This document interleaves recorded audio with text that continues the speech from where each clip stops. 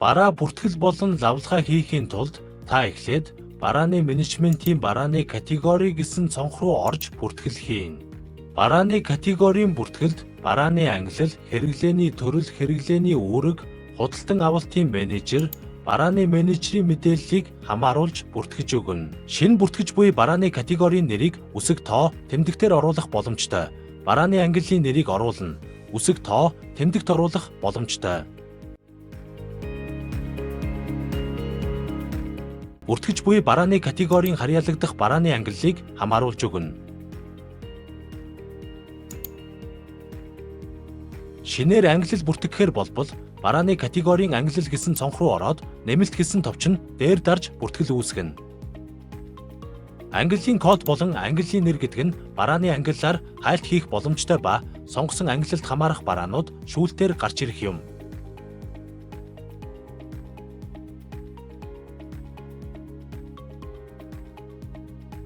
Бүртгэл хийж дууссаны дараа хадгалах товчийг дарж бүртгэлээ хадгална.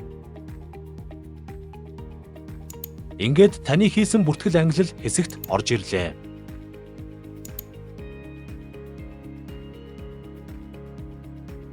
Хэрэглээний төрөл гэдэг нь тохируулах хийгдсэн барааны хэрэглээний код төрлөөр шүүлт хийх боломжтой ба уг талбаруудад утгыг оруулан хайлт хийх боломжтой юм.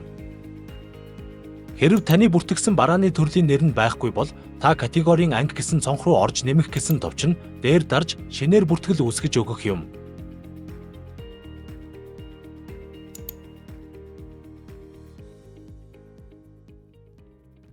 Бүртгэл хийж дууссаны дараа хадгалах товчийг дарж бүртгэлээ хадгална.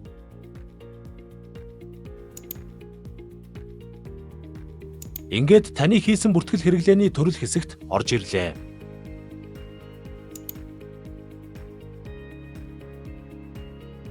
Хэрэглээний үүрэг хэсэгт барааны төрлөөс хамааран тохирох сонголтоо хийн. Худалдан авалтын менежерийг тухайн барааны категорид хариуцаж холбох зааврыг үзүүлнэ. Тухайн категорийн бараа хариуцсан менежерийг хэрхэн тохируулахыг заана. Хэрв барааны категорийг POS системээр борлуулах бол уг тохиргоог идэвхжүүлэхийг харуулна. Хадгалах товчийг дарснаар шинэ барааны категорийн бүртгэл үүснэ. Үүний дараа категори автоматар жагсаалтад нэмэгдэж, цаашид худалдан авалт болон борлуулалтын процессуудад ашиглахад бэлэн болно. Бараа лавлгаа цонхноос бараа бүтээгдэхүүний бүх төрлийн дэлгэрэнгүй мэдээллийг харах боломжтой. Мөн бараа лавлгаа цонхоос шууд дамжин шинэ бараа бүтээгдэхүүнийг бүртгэх боломжийг олгодог.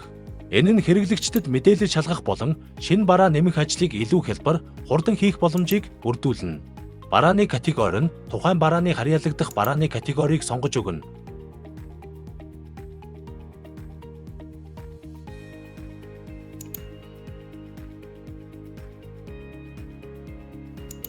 Барааны код нь тухайн барааны категориос хамаарч барааны код автоматар үүснэ.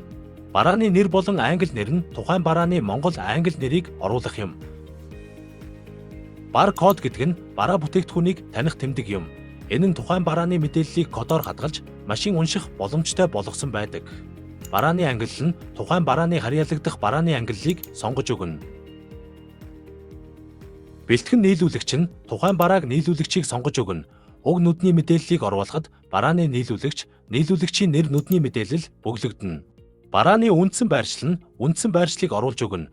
Уг нүдний мэдээллийг заавал оруулна. Гүйлгээний төлөв нь идэвхтэй гэсэн төлөвт оруулна.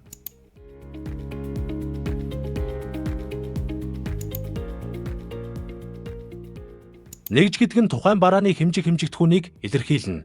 Энэ нь тухайн барааг худалдан авахд ашиглагдах хэмжих нэгжийг илэрхийлнэ. Борлуулалт хийхэд тооцох хэмжих нэгжийг оруулна. Барааг бэлтгэн нийлүүлэгчээс хүлээн авахд бүртгэх өртгийн үн барааг ердийн нөхцөлд хэрэглэгчид худалдах үн.